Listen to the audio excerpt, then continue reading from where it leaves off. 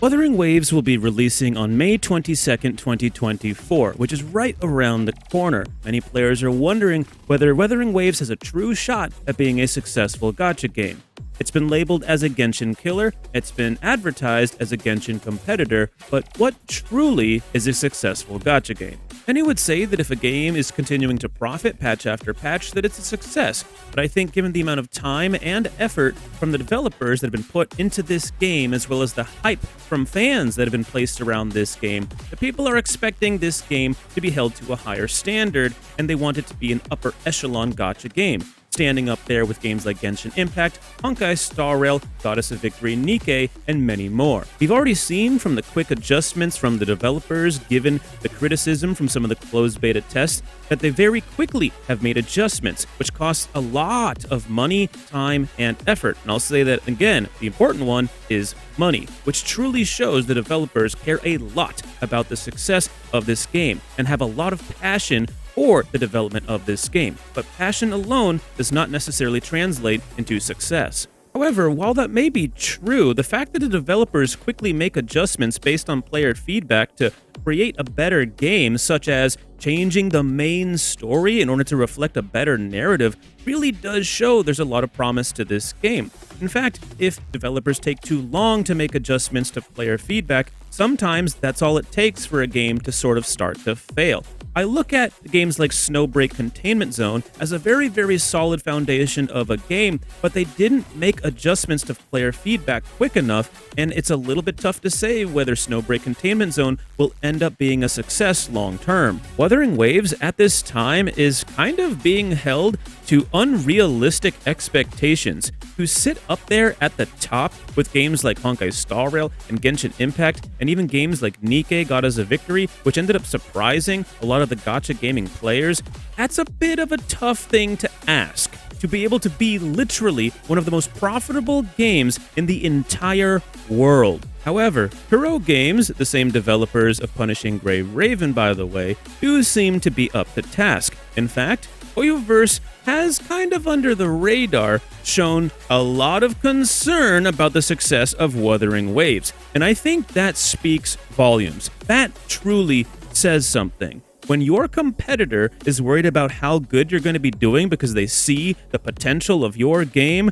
that speaks volumes. People with the right connections to Hoyoverse have expressed that Hoyoverse are worried about how Wuthering Waves will do. That could just be rumors, but I think those rumors are founded in fact. I mean, look at the views that Wuthering Waves is getting on all of the videos they are doing for their promotional footage. So expect to see Hoyoverse putting out a lot of promotional imagery and footage and a lot of videos for their games that already exist, such as Genshin Impact, Honkai Star Rail, and their upcoming game Zenless Zone Zero, which a lot of players have a lot of criticism for. It might be a very interesting time in 2024 if we end up seeing Wuthering Waves become a better successful game than Zenless Zone Zero. I think that would be crazy. But at the end of the day, this is a good thing for gacha players. Competition ends up creating a challenge for all of the developers, and challenge and strain create growth, and this means that the gacha gaming sphere will be better as a result. If there's no competition, the people at the top don't have any reason to improve themselves or make their games better. So even if Wuthering Waves doesn't become quite the success of the expectations of players right now, even if it gets close, that's going to be a very big moment for gacha players, because again, I'll repeat it just one more time, competition in gaming is important. It's vital. We need stuff like this. And we've already seen Wuthering Waves bringing their own sauce to the table. They're bringing things like the Echo system, which will have a very similar shiny system to like Pokemon, which creates gameplay of its own that players can always play even when there's not a new patch coming out.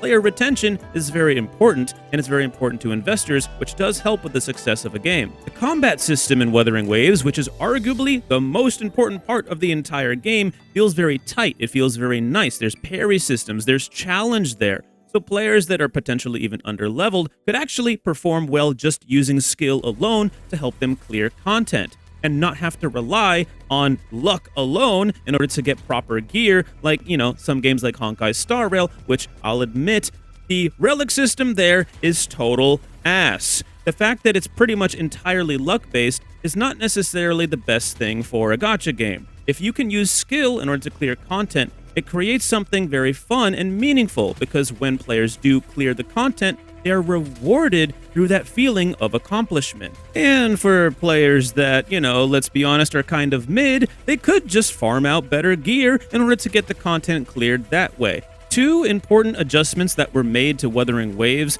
are the main story changes, which take a lot of development time, money, and effort in order to be able to do. I think that's one of the most important things we can look at here for whether the game will be successful. They're willing to accept that they were mid a little bit and are willing to improve upon what was already there.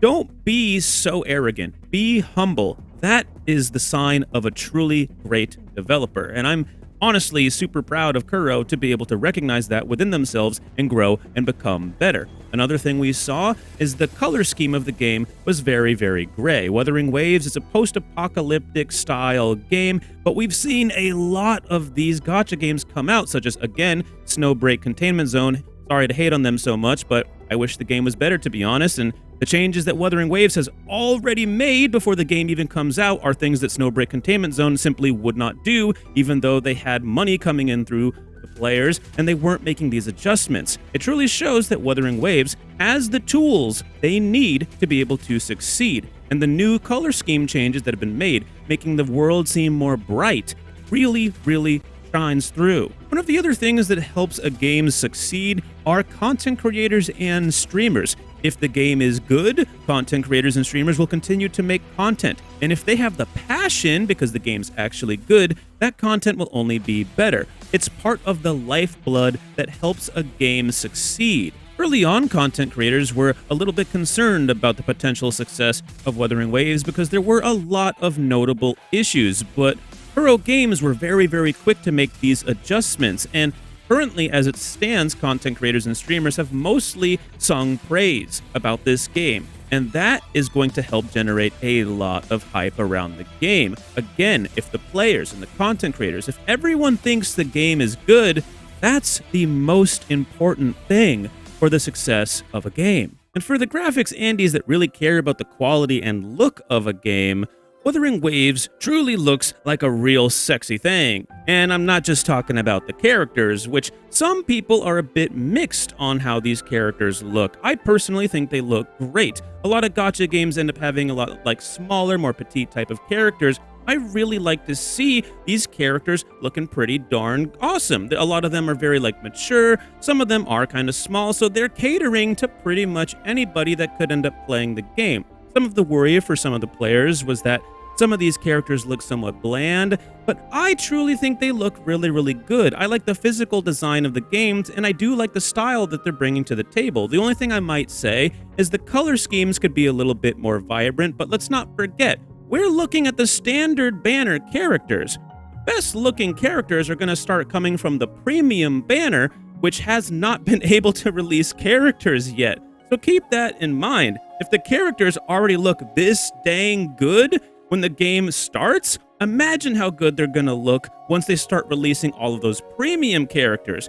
I mean, the main characters for Wuthering Waves look freaking awesome, dude. I mean, I think that Kalis and Stell from Honkai Star Rail are some really top-tier looking main characters, but dude, I gotta say, Wuthering Waves might have potentially surpassed Kalis and Stell. I know, flame me in the comments for the Honkai Star Rail fans, but I truly believe the main characters of Wuthering Waves look really, really dang good. I mean, have you seen that booty? Oh my gosh! As it stands right now, Wuthering Waves have a recipe for success, and they have the tools they need to make a truly magnificent game.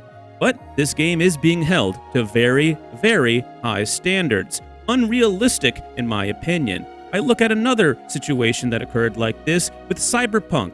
Cyberpunk was being held to unreasonable expectations.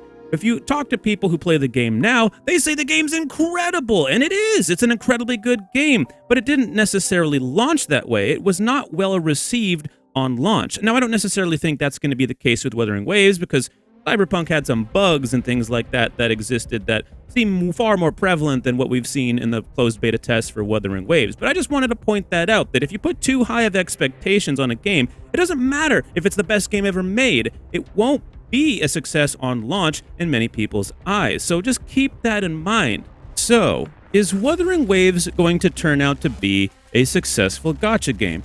Well, I think that's going to mainly depend on what you consider to be a success. I think this will be a game that sticks around for a long time and may live out its entire intended lifespan. But will it be one of the top dogs? Will it be a Honkai Star Rail or a Nikkei or a Genshin Impact or something like that? That's a bit of a tougher thing to answer, and nobody can truly answer that right now. The only people who can give us that result are the creators, Heron Games, and Wuthering Waves itself.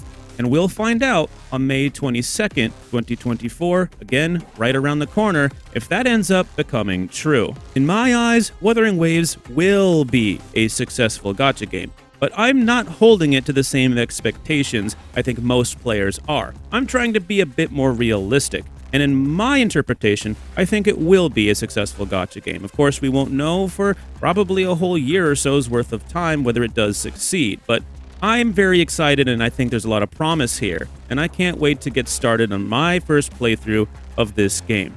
Anyways, if you found this information helpful or informative in any way, shape, or form, if you like gacha games or gaming in general, consider leaving a like and subscribe. And I'll see you on May 22nd.